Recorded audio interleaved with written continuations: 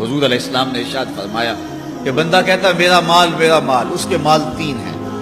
ایک مال وہ جو اس نے کھایا اور ضائع کر دیا، دوسرا اس کا مال وہ ہے جو اس نے پہنا اور پرانا کر دیا، اور تیسرا اس کا مال وہ ہے جو اس نے آگے بھیج دیا۔ فرمایا باقی اس کے وارثوں کا ہے، اس کا نہیں۔ اس لیے ہم راہ خدا میں خرچ کرنے کا مزاج بنائیں، اس سے مال گھٹتا نہیں ہے، اس سے مال بڑھتا ہے۔ بلکہ جب راہ خدا کے اندر ہم خرچ کرتے ہیں تو ہمارا جو دوسرا مال ہے وہ بھی پاک ہو جاتا ہے۔ اللہ کے محبوب کا ایک فرمان سنیے جس کو حضرت حسن بصری رضی اللہ تعالیٰ عنہ بیان کرتے ہیں۔ فرمایا کہ اپنے مال کو، اپنے اموال کو زکوٰۃ سے پاک کرو اور اپنے مریضوں کا علاج صدقے سے کرو، اور جب مصیبتیں اور بلائیں تمہارا رخ کریں تو پھر دعا سے اور اللہ کے حضور زاری سے اللہ کی مدد چاہو۔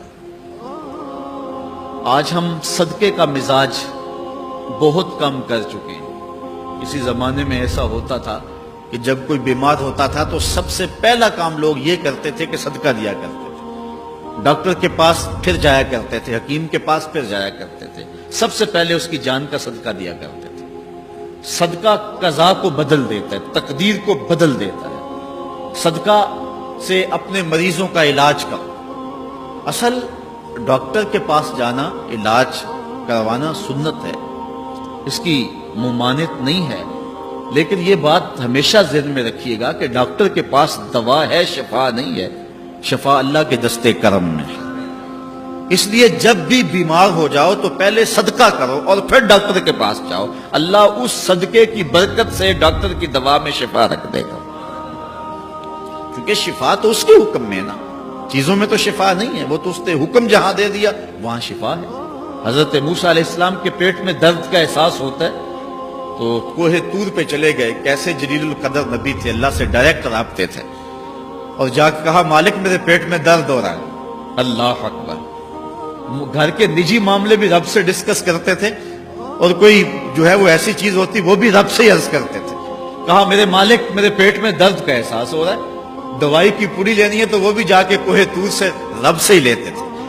تو اللہ تعالیٰ فرمایا فلان جنگل میں چلے جاؤ، وہاں اس شکل کے پتوں کی ایک بوٹی ہے، اس کو توڑو نچوڑو، اس کا پانی پیو، تمہیں شفا مل جائے گی۔ حضرت موسیٰ علیہ السلام گئے اور جا کے بوٹی کو توڑا، نچوڑا، پانی پیا، شفا ہو۔ کچھ عرصہ بیتا، دوبارہ اسی طرح کا درد جاگا۔ اب نسخہ تو ذہن میں تھا، کوہ طور پہ نہ گئے، اس جنگل میں چلے گئے اور جا کے بوٹی کو توڑا، اس کے پتے نچوڑے، پانی نکالا، پیا، لیکن درد اور زیادہ بڑھ جاتا۔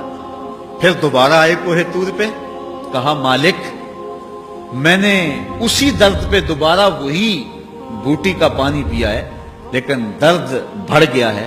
کہا موسیٰ اب جو آئے ہو کوہ طور پہ پہلے ہی آ جاتے۔ تو عرض کی مالک بوٹی بھی وہی اور درد بھی وہی۔ فرمایا سب کچھ وہی ہے لیکن پہلے میرا حکم تھا، اب میرا حکم ساتھ شامل نہیں تھا۔ شفا بوٹے میں نہیں رکھی، شفا تو میرے حکم میں رکھی ہوئی۔ اس لیے ڈاکٹر کے پاس جاؤ، حکیم کے پاس جاؤ، لیکن شفا اللہ سے مانگو کہ شفا ہمیں دینے والا وہ ہے، وہ ایک وسیلہ ہے، ایک ظاہری طریقہ ہے۔